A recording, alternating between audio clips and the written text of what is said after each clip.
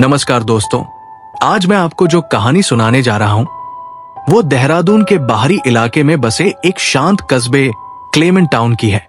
ये कहानी हमें विकास ने भेजी है, जो उस समय इंजीनियरिंग की पढ़ाई कर रहा था। क्लेमेंट टाउन वैसे तो अपनी हरियाली और शांत माहौल के लिए जाना जाता है, लेकिन वहां कुछ ऐसी पुरानी इमारतें और वीरान सड़कें भी हैं, जिनसे जुड़ी कई खौफनाक अफवाहें स्थानीय लोगों के बीच मशहूर है। साल 2021 की सर्दियों की बात है, जब विकास का कॉलेज का पहला साल चल रहा था। वो अपने 3 दोस्तों समीर, रोहन और अमित के साथ कॉलेज के पास ही एक किराए के मकान में रहता था। सर्दियों की छुट्टियां चल रही थी और ज्यादातर छात्र अपने घर लौट चुके थे, लेकिन विकास और उसके दोस्तों ने प्रोजेक्ट वर्क पूरा करने के लिए वहीं रुकने का फैसला किया था। दिन भर वे पढ़ाई और प्रोजेक्ट में लगे रहते, लेकिन शाम होते ही उनका मन कहीं बाहर घूमने और कुछ अच्छा खाने का करता। देहरादून की सर्द रातों में गर्मा-गर्म मोमोज और चाय का मजा ही कुछ और होता है। एक शाम जब वे सब अपने कमरे में बैठे बोर हो रहे थे, तो समीर ने कहा कि चलो बाहर चलते हैं, कुछ नया खाने की जगह ढूंढते हैं। वैसे तो वे रोज ही कॉलेज के पास वाली दुकानों पर जाते थे, लेकिन उस दिन उनका मन कुछ दूर जाने का था। अमित के पास एक पुरानी लेकिन मजबूत बाइक थी, जो उसने सेकंड हैंड खरीदी थी। चारों दोस्तों का एक बाइक पर जाना तो मुमकिन नहीं था, इसलिए उन्होंने फैसला किया कि वे 2-2 करके जाएंगे। विकास और समीर पहले निकल पड़े और उन्होंने तय किया कि वे आगे जाकर किसी अच्छी जगह पर अमित और रोहन का इंतजार करेंगे। रात के करीब 9 बज चुके थे और कोहरा धीरे धीरे गहराने लगा था। विकास बाइक चला रहा था और समीर पीछे बैठा था। उन्होंने क्लेमेंट टाउन से थोड़ा बाहर की तरफ जाने वाली एक सड़क ली, जो एक पुराने कैंटोनमेंट एरिया के पास से होकर गुजरती थी। ये सड़क दिन में तो काफी खूबसूरत लगती थी, क्योंकि इसके दोनों तरफ बड़े बड़े पेड़ थे, लेकिन रात के समय यही पेड़ बहुत डरावने लगते थे और स्ट्रीट लाइट्स भी कुछ ही जगहों पर जल रही थी। रास्ते में उन्हें एक पुरानी जर्जर सी हवेली दिखाई दी। वो हवेली सड़क से थोड़ी दूर ऊंचे ऊंचे पेड़ों के बीच छिपी हुई थी। उसकी दीवारें काली पड़ चुकी थी और कई जगहों से प्लास्टर उखड़ चुका था। लोहे का मुख्य दरवाजा जंग खाया हुआ था और आधा खुला था। हवेली के चारों तरफ सूखी घास और झाड़ियां उगी हुई थी, जो ये बता रही थी कि सालों से वहां कोई नहीं रहता। विकास ने बाइक की रफ्तार थोड़ी धीमी की और उस हवेली की तरफ इशारा करते हुए कहा, यार समीर, ये हवेली कितनी खौफनाक लग रही है ना। मैंने सुना है कि ये ब्रिटिश जमाने की है और कई सालों से वीरान पड़ी है। समीर ने भी हवेली को गौर से देखा और हल्का सा कांपते हुए बोला, हाँ भाई, जगह तो अजीब लग रही है। चलो यहां से जल्दी निकलते हैं, मुझे यहां कुछ ठीक नहीं लग रहा।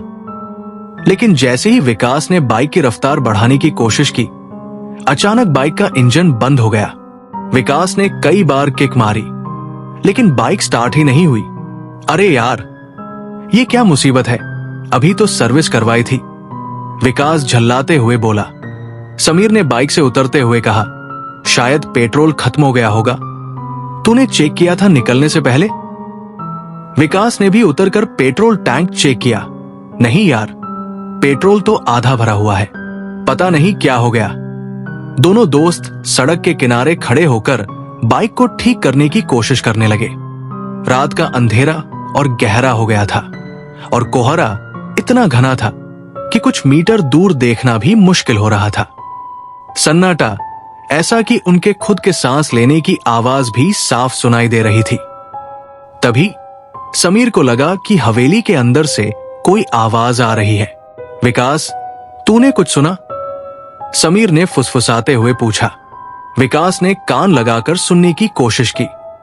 आवाज बहुत धीमी थी, जैसे कोई पायल पहनकर चल रहा हो। छन छन छन। दोनों दोस्तों के रोंगटे खड़े हो गए। शायद कोई जानवर होगा, विकास ने खुद को तसल्ली देते हुए कहा, लेकिन उसकी आवाज में डर साफ झलक रहा था। वे अभी खड़े ही थे कि तभी उन्हें हवेली के मुख्य दरवाजे के पास कुछ हिलता हुआ दिखाई दिया। धुंध के बीच एक धुंधली सी आकृति नजर आ रही थी। वो आकृति धीरे धीरे दरवाजे से बाहर निकलकर सड़क की तरफ आने लगी। विकास और समीर दोनों की नजरें उसी आकृति पर टिकी थी। जैसे जैसे वो आकृति पास आ रही थी, उसकी रूपरेखा स्पष्ट होने लगी। वो एक औरत थी जिसने एक पुराना मटमैला सा सफेद गाउन पहना हुआ था। उसके बाल बिखरे हुए थे और चेहरा नीचे की तरफ झुका हुआ था। वो बहुत धीमी गति से बिना कोई आवाज किए उनकी तरफ बढ़ रही थी। समीर ने घबराते हुए विकास का हाथ पकड़ लिया। विकास, ये कौन है? यहां इतनी रात को क्या कर रही है? विकास कुछ बोल नहीं पाया। उसका गला सूख गया था। वो औरत अब उनसे कुछ ही दूर खड़ी थी। अचानक उसने अपना चेहरा ऊपर उठाया। उसका चेहरा देखकर दोनों दोस्तों की चीख निकल गई। उसका चेहरा आधा जला हुआ था और आंखें पूरी तरह से सफेद थी, जिनमें कोई पुतली नहीं थी। उसके होंठ फटे हुए थे और उनमें से खून रिस रहा था। वो औरत कुछ पल उन्हें घूरती रही और फिर एक भयानक कर्कश आवाज में हंसने लगी। उसकी हंसी इतनी डरावनी थी कि विकास और समीर के पैरों तले जमीन खिसक गई। भागो यहां से, समीर चिल्लाया। दोनों दोस्त बाइक को वहीं छोड़कर सड़क पर उल्टी दिशा में दौड़ पड़े। वे अपनी पूरी ताकत से भाग रहे थे, लेकिन उन्हें ऐसा लग रहा था कि वो औरत उनके पीछे पीछे आ रही है। वे मुड़कर देखने की हिम्मत नहीं जुटा पा रहे थे। भागते भागते वे हांफने लगे थे और उनके पैर लड़खड़ा रहे थे। तभी उन्हें सामने से अमित और रोहन की बाइक आती हुई दिखाई दी। अमित ने उन्हें भागते हुए देखकर बाइक रोक दी। क्या हुआ तुम दोनों को? ऐसे पागलों की तरह क्यों भाग रहे हो? और तुम्हारी बाइक कहाँ है? अमित ने हैरानी से पूछा। विकास ने हांफते हुए सारी बात बताई। वहां उस हवेली के पास एक औरत, उसका चेहरा, वो बहुत भयानक थी।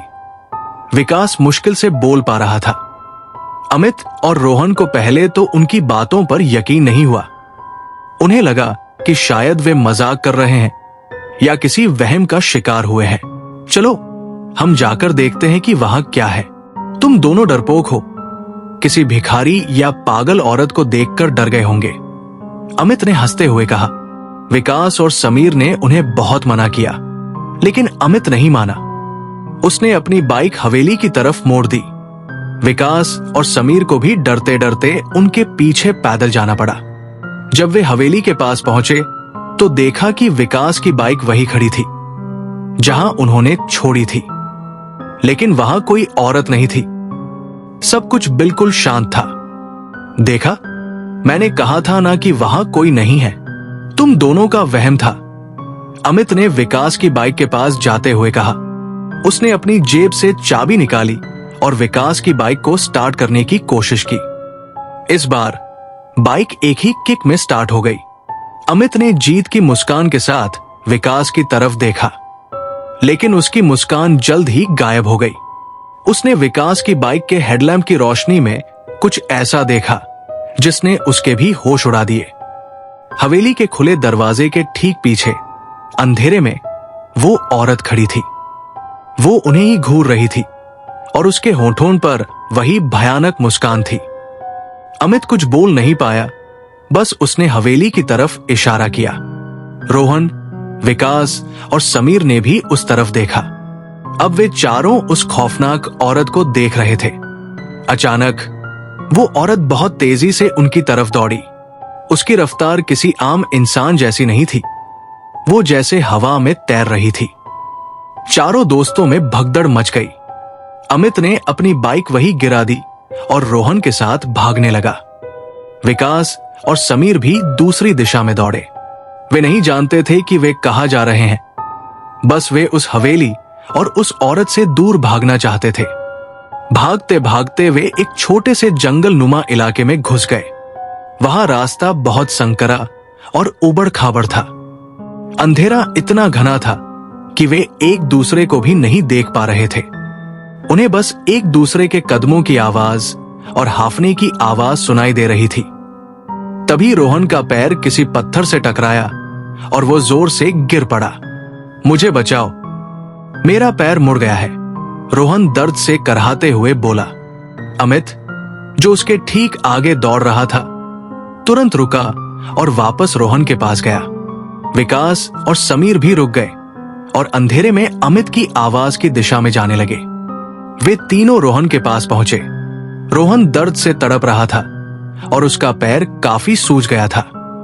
हम यहां से कैसे निकलेंगे? वो औरत हमें ढूंढ लेगी, रोहन रोते हुए बोला। अमित ने उसे सहारा देकर उठाने की कोशिश की। हिम्मत मत हार रोहन, हम यहां से निकल जाएंगे, बस आवाज मत करो, अमित ने फुसफुसाते हुए कहा। चारों दोस्त अंधेरे में एक पेड़ के पीछे छिप गए। वे अपनी सांसें रोक कर बैठे थे और हर आहट पर उनके दिल की धड़कन तेज हो रही थी। कुछ देर तक सब कुछ शांत रहा। उन्हें लगा कि शायद वे बच गए हैं, लेकिन तभी उन्हें फिर से पायल की वही खौफनाक आवाज सुनाई दी। छन छन छन। आवाज उनके बहुत करीब से आ रही थी। विकास ने डरते हुए पेड़ के पीछे से झांक कर देखा। कोहरे के बीच से वो औरत धीरे धीरे उनकी तरफ ही आ रही थी। उसकी सफेद आंखें अंधेरे में भी चमक रही थी। वो ठीक उसी पेड़ की तरफ बढ़ रही थी जिसके पीछे वे छिपे हुए थे। विकास ने तुरंत अपना सिर पीछे कर लिया और दोनों हाथों से अपना मुंह बंद कर लिया ताकि उसकी कोई आवाज न निकले। वो औरत पेड़ के दूसरी तरफ आकर रुक गई। चारों दोस्तों की हालत खराब थी। वे डर के मारे कांप रहे थे। उन्हें लग रहा था कि ये उनका आखिरी दिन है। तभी औरत ने कुछ अजीब सी आवाजें निकालनी शुरू कर दी, जैसे कोई बहुत दर्द में रो रहा हो या कोई जानवर गुर्रा रहा हो। फिर अचानक सब शांत हो गया। कुछ मिनटों तक कोई आवाज नहीं आई। अमित ने धीरे से झांक कर देखा। वहां कोई नहीं था। वो औरत जा चुकी थी। उन्होंने राहत की सांस ली, लेकिन उनका डर अभी खत्म नहीं हुआ था। वे जानते थे कि उन्हें जल्द से जल्द वहां से निकलना होगा। अमित और समीर ने मिलकर रोहन को सहारा दिया और वे धीरे धीरे उस जंगली इलाके से बाहर निकलने लगे। वे बहुत सावधानी से चल रहे थे ताकि कोई आवाज न हो। लगभग 1 घंटे की मशक्कत के बाद वे वापस मुख्य सड़क पर पहुंच गए। वहां एक चाय की छोटी सी दुकान खुली थी। वे तुरंत उस दुकान पर गए। चाय वाले ने उनकी हालत देखकर पूछा, क्या हुआ बेटो, ऐसे घबराए हुए क्यों हो? और ये इसे क्या हो गया? अमित ने चाय वाले को सारी बात बताई। हवेली, वो औरत और जंगल में उनका छिपना। चाय वाला उनकी बात सुनकर गंभीर हो गया। उसने बताया कि वो हवेली ब्रिटिश काल के एक अधिकारी की थी। उसकी एक जवान बेटी थी जिसे एक स्थानीय लड़के से प्यार हो गया था। अधिकारी इस रिश्ते के सख्त खिलाफ था। एक रात जब अधिकारी ने अपनी बेटी को उस लड़के से मिलते हुए पकड़ लिया तो उसने गुस्से में हवेली के एक कमरे में आग लगा दी जहां उसकी बेटी छिपी हुई थी। वो लड़की बुरी तरह जलकर मर गई। कहते हैं कि तब से उसकी आत्मा उसी हवेली के आसपास भटकती है और उन लोगों को डराती है जो रात के समय वहां जाते हैं। चाय वाले की बात सुनकर चारों दोस्तों के रोंगटे खड़े हो गए। उन्होंने चाय वाले का शुक्रिया अदा किया और एक ऑटो रिक्शा लेकर अपने कमरे वापस आ गए। उस रात कोई भी सो नहीं पाया। वे बस उस खौफनाक चेहरे को याद कर रहे थे। अगले दिन वे सुबह होते ही अपने अपने घर लौट गए। विकास और उसके दोस्तों ने कभी दोबारा उस हवेली की तरफ जाने की हिम्मत नहीं की। यहां तक कि उन्होंने क्लेमेंट टाउन का वह इलाका भी छोड़ दिया और कॉलेज के पास एक दूसरे हॉस्टल में शिफ्ट हो गए। लेकिन वो रात आज भी उनके जहन में एक बुरे सपने की तरह ताजा है। विकास बताता है कि कई बार रात को अचानक उसकी आंख खुल जाती है और उसे लगता है कि वही जली हुई सफेद आंखों वाली औरत उसके बिस्तर के पास खड़ी है। तो दोस्तों, ये थी देहरादून के उस पुराने कैंटोनमेंट इलाके की डरावनी कहानी। हमें नहीं पता कि वो औरत सच में कोई भूत थी या कुछ और, लेकिन विकास और उसके दोस्तों ने जो अनुभव किया वो बेहद खौफनाक था। ऐसी पुरानी और वीरान जगहों पर रात के समय जाने से बचना चाहिए, क्योंकि हम नहीं जानते कि वहां क्या छिपा हो सकता है। अगर आपके पास भी ऐसी कोई डरावनी कहानी है तो हमें जरूर भेजें। वीडियो पसंद आया हो तो इसे लाइक करें और अपने दोस्तों के साथ शेयर करें। हमारे चैनल को सब्सक्राइब करना न भूलें। मिलते हैं अगली कहानी के साथ।